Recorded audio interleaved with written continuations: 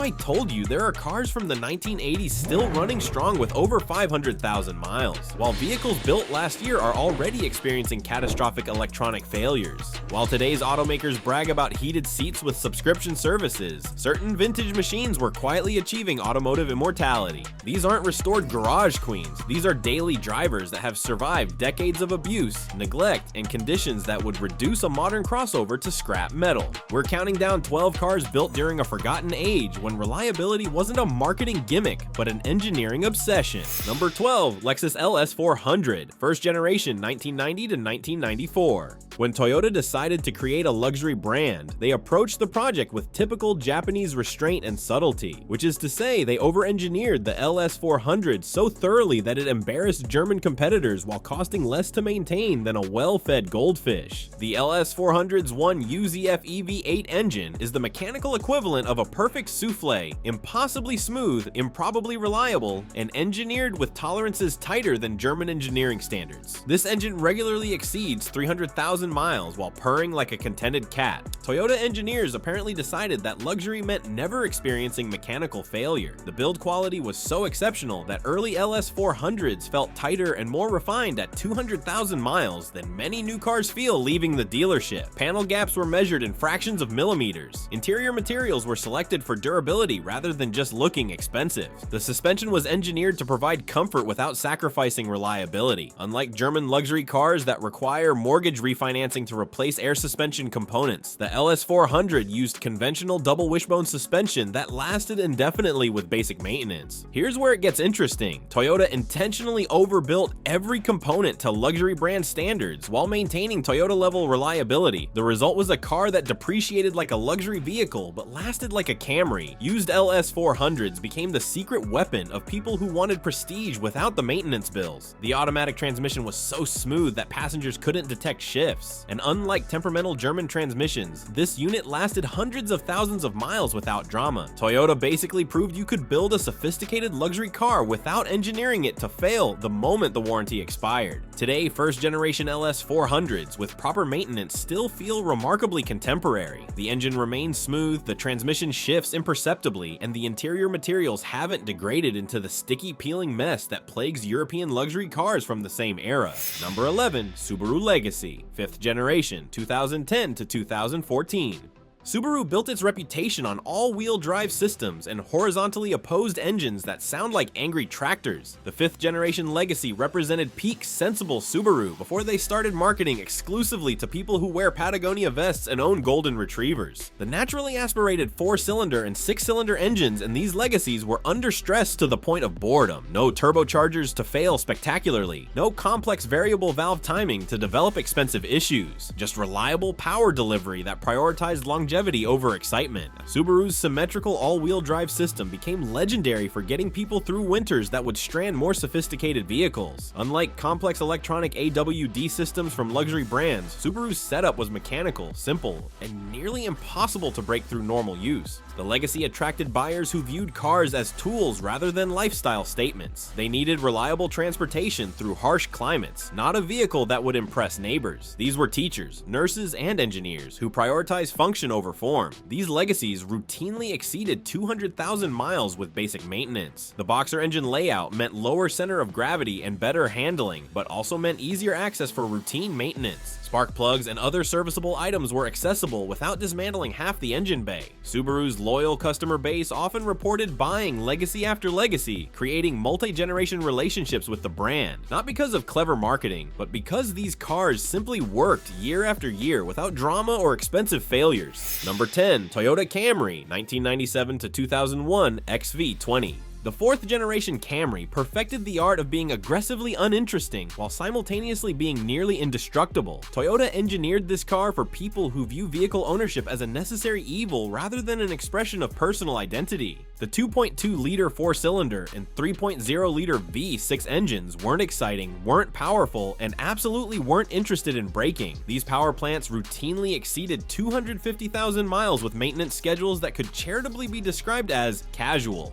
Toyota's approach with this generation was simple: use proven components, avoid innovation for innovation's sake, and test everything until failure becomes statistically impossible. The result was a mid-size sedan that starts every morning for 20 years while requiring nothing more than oil changes and the occasional timing belt. The automatic transmission deserves special recognition for being simultaneously uninspiring and completely bulletproof. It shifted smoothly enough for comfortable driving, but was engineered with tolerances that prioritized longevity over sportiness. These transmissions often outlasted the vehicles they were installed in. Interior quality was adequate. The plastics felt cheap because they were cheap, but those bargain basement materials never cracked, never faded, and never developed the mysterious rattles that plague vehicles engineered with premium materials. Toyota proved that durability and luxury aren't synonymous. This Camry generation became the default recommendation for people seeking reliable transportation. Parents bought them for teenage drivers, elderly relatives drove them for decades, fleet managers purchased them in bulk because the maintenance costs were negligible.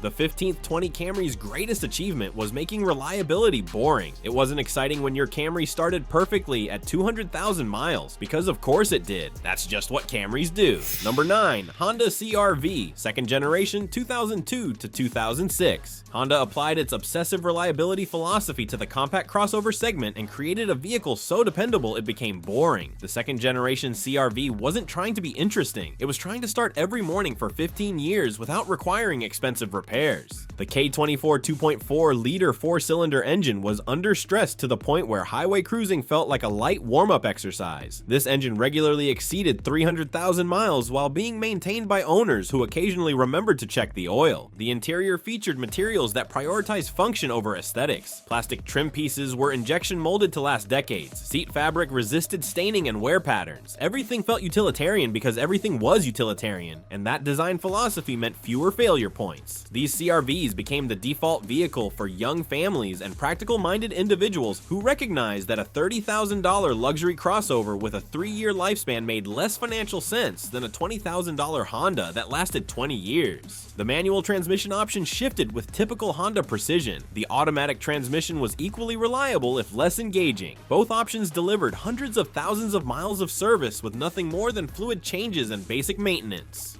What separated the CR-V from competitors was Honda's refusal to add unnecessary complexity. No fancy terrain management systems, no touchscreen interfaces that would become obsolete before the warranty expired. Just simple, reliable transportation in a practical package.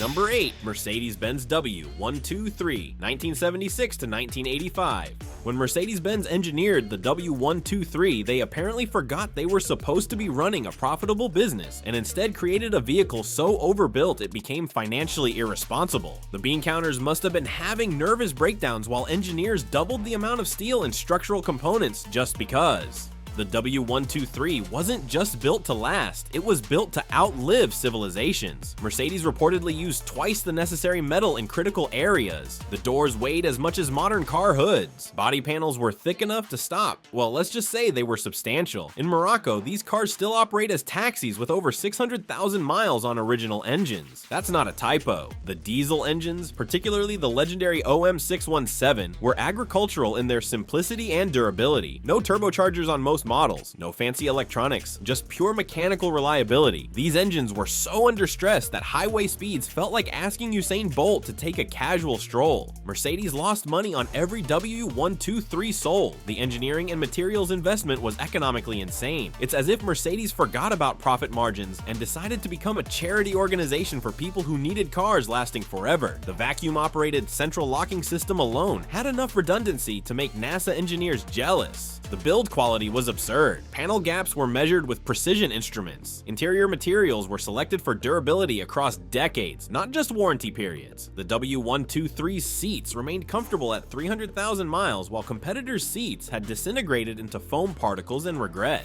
Number 7. Toyota Tacoma, second generation, 2005 to 2015. Toyota's midsize pickup became legendary not through sophisticated marketing, but through the revolutionary concept of actually lasting. The second generation Tacoma prioritized reliability so thoroughly that it became the default recommendation for anyone who needed a truck to work rather than look impressive at shopping malls. The 2.7-liter four-cylinder and 4.0-liter V6 engines were under stress to absurdity. These power plants regularly exceeded 300,000 miles while being maintained by owners whose idea of preventive maintenance performance was occasionally glancing at the oil dipstick. Toyota's engineering philosophy with the Tacoma was straightforward: use proven components, avoid unnecessary complexity, and test everything until mechanical failure becomes statistically improbable. The result was a pickup that started every morning for 15 years, while requiring minimal intervention. The frame, however, developed a legendary rust problem in salt belt states. Toyota eventually recalled millions of Tacomas to address frame corrosion issues, replacing entire frames on trucks with otherwise perfectly functioning drivetrains. This created the surreal situation where trucks needed new frames while the engines, transmissions, and every other component remained flawless. Outside rust-prone regions, these Tacomas achieved near-mythical reliability status. The manual transmission shifted with Toyota precision. The automatic transmission was equally dependable, if less engaging. Both options delivered hundreds of thousands of miles without drama. The Tacoma's greatest achievement was maintaining resale values that defied depreciation logic. A 10-year-old Tacoma with 150,000 miles commanded prices that would purchase newer, lower mileage competitors. Used Tacoma buyers understood they weren't purchasing a vehicle. They were investing in transportation that would outlast their mortgage. Number 6. Honda Civic, 6th and 7th generation, 1996 to 2005. Honda's compact car achieved automotive immortality by being too simple to break and too boring to notice. The 6th and 7th generation Civics weren't exciting, weren't luxurious, and absolutely weren't interested in developing expensive mechanical issues. The D-Series and K-Series engines prioritized reliability over performance metrics that would impress automotive journalists. These power plants routinely exceeded 300,000 miles with maintenance that could generously be described as occasional. Honda engineered these Civics with manufacturing tolerances typically reserved for precision instruments. Every component was tested to destruction, then redesigned to be stronger. The result was an economy car that felt tighter at 200,000 miles than many new vehicles feel leaving the showroom. Interior quality was adequate at best. Plastics felt cheap because they were cheap, but those bargain basement materials never cracked, never faded, and never developed the mysterious rattles that plague vehicles built with premium components. Honda proved that durability and luxury aren't related concepts. These Civics became the default recommendation for first-time car buyers, college students, and anyone seeking reliable transportation without financial drama. Parents purchased them for teenage drivers, knowing these cars would survive predictable abuse while maintaining their resale value. Number 5. Jeep Cherokee XJ, 1984 to 2001. When AMC engineers designed the Cherokee XJ, they apparently decided subtlety was for manufacturers who lacked confidence. Instead of creating just another SUV, they built what can only be described as a motorized monument to the concept of refusing to die. The 4.0-liter inline-six engine was basically immortal. Jeep engineers apparently confused engine design with building a doomsday device. This power plant regularly hit 300,000 miles while being maintained with what can charitably be described as automotive thoughts and prayers. The unibody construction sounds counterintuitive for an off-road vehicle until you realize it made the XJ lighter, stronger, and more rigid than traditional body-on-frame SUVs. It was like building a tank out of origami. Shouldn't work, but somehow did perfectly. The exterior became so legendary for reliability that it created an actual cult, not a metaphorical cult, but an organized group of people who worship these vehicles like mechanical deities. They call themselves the XJ Mafia, and they're not kidding. These enthusiasts defend their Cherokees with religious fervor. The United States Postal Service purchased thousands of XJs for rural mail delivery. Think about that. An organization that destroys vehicles like tissue paper chose the Cherokee because they needed something that wouldn't die. 20 years later, many of those postal Jeeps are still operating. These Cherokees have been rolled, flooded, shot at, driven through obstacles that shouldn't be drivable, and they continue functioning. It's like Jeep accidentally created the automotive equivalent of Wolverine. It just heals itself and refuses to die. Number 4. Ford Crown Victoria, 1992 to 2011. Ford's full-size sedan was the automotive equivalent of a comfortable pair of work boots. Unfashionable, unstylish, and absolutely indestructible, the Crown Victoria wasn't trying to impress anyone. It showed up, did the job, and went home without drama. Police departments across America chose the Crown Vic for patrol duty because it could survive pursuit driving, pothole-riddled urban streets, and general abuse that would terminate sophisticated modern vehicles. These cars regularly exceeded 250,000 miles as police cruisers before being retired to taxi service for another 200,000 miles. The 4.6-liter V8 was under stress to the point of boredom, but engineered for longevity over performance. This engine started reliably in Minnesota winters and Death Valley summers while requiring minimal maintenance. Not exciting, but exceedingly dependable. The body-on-frame construction was old-fashioned even when new, but this traditional design meant easier repairs and exceptional durability. Unlike modern unibody vehicles, the Crown Vic could survive minor collisions and continue operating without expensive frame damage. The interior featured materials selected for durability rather than aesthetics. Vinyl bench seats could survive years of police officer duty belts, fast food spills, and general abuse. Nothing felt premium because nothing was, but those cheap materials lasted indefinitely. Taxi companies loved Crown Vics because maintenance costs were negligible compared to more sophisticated alternatives. The parts were inexpensive, readily available, and could be installed by mechanics without specialized training or equipment. The Crown Victoria's greatest achievement was proving that boring reliability has genuine value. While competitors chased sophistication and technology, Ford built a car that simply worked year after year without expensive failures or mysterious electronic gremlins. Number 3. Toyota Corolla E110, 1998 to 2002.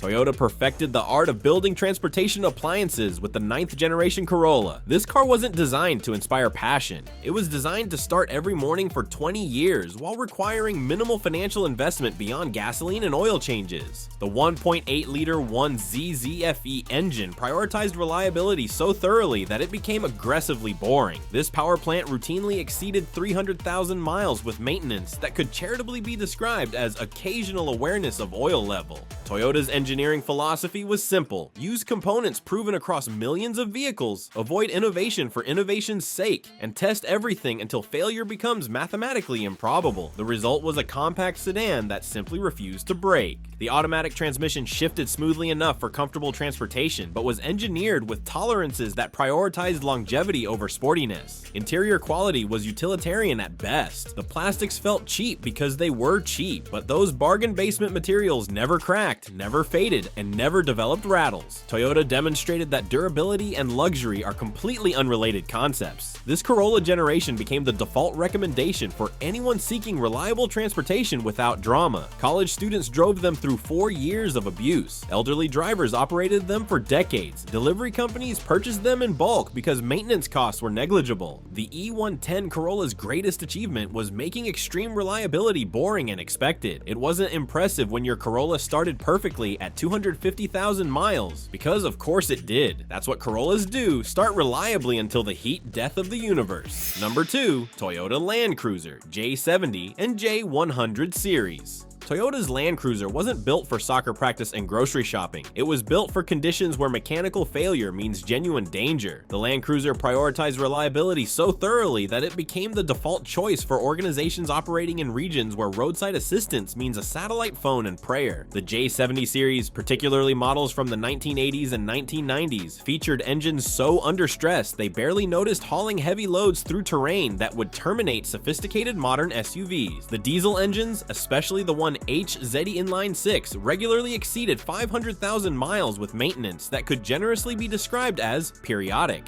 United Nations agencies chose Land Cruisers for operations in war zones and disaster areas not because of brand loyalty, but because these vehicles simply don't stop working. When your life depends on your vehicle starting, you choose a Land Cruiser. When mechanical failure means being stranded in genuinely dangerous conditions, you choose a Land Cruiser. The J100 series, sold in America as the luxury Land Cruiser, shared this reliability DNA while adding creature comforts. The 2 UZFE 4.7-liter V8 combined surprising refinement with Toyota's legendary durability. These SUVs routinely exceeded 300,000 miles while maintaining their luxury features, a combination German competitors couldn't replicate. The 4-wheel drive system was engineered for genuine off-road use, not marketing brochures. Locking differentials, low-range transfer cases, and robust suspension components meant these vehicles could traverse obstacles that would strand more sophisticated competitors. Land Cruisers became legendary in developing nations where vehicles faced conditions that would destroy modern crossovers within months. In African deserts, South American jungles, and Middle Eastern conflict zones, Land Cruisers continue operating long after more advanced vehicles have failed. The build quality was exceptional even by Toyota standards. Panel gaps were precise. Interior materials were selected for durability across decades. Everything felt substantial because everything was. Toyota built these vehicles to survive conditions that would test military equipment.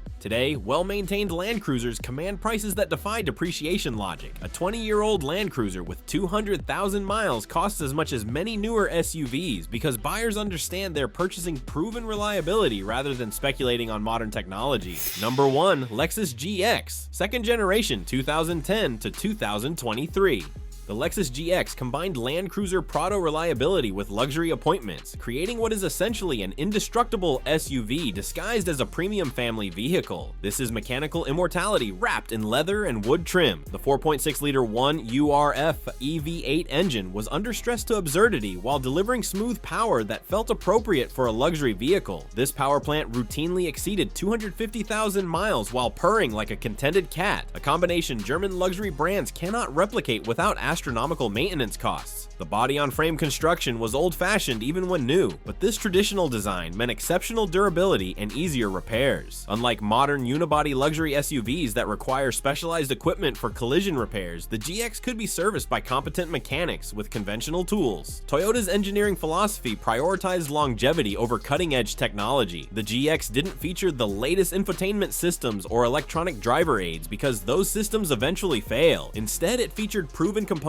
tested across millions of vehicles and refined through decades of real-world use. The four-wheel drive system was genuinely capable, not just marketing material. Unlike luxury competitors with sophisticated electronic all-wheel drive systems that fail spectacularly outside warranty periods, the GX featured mechanical simplicity that lasted indefinitely. Interior quality was exceptional. Genuine leather, real wood trim, and materials selected for durability rather than just appearing expensive. At 200,000 miles, GX interiors remained comfortable and refined, while German luxury competitors had degraded into sticky peeling disasters. According to recent reliability studies, over 20% of GX models exceeded 250,000 miles, nearly 4 times the industry average. This is a luxury SUV achieving longevity numbers typically reserved for commercial vehicles. The GX became the secret weapon of people who wanted luxury without the maintenance bills. Used GXs depreciated like luxury vehicles but lasted like Toyotas. The perfect combination for intelligent buyers who prioritize long-term value over badge prestige.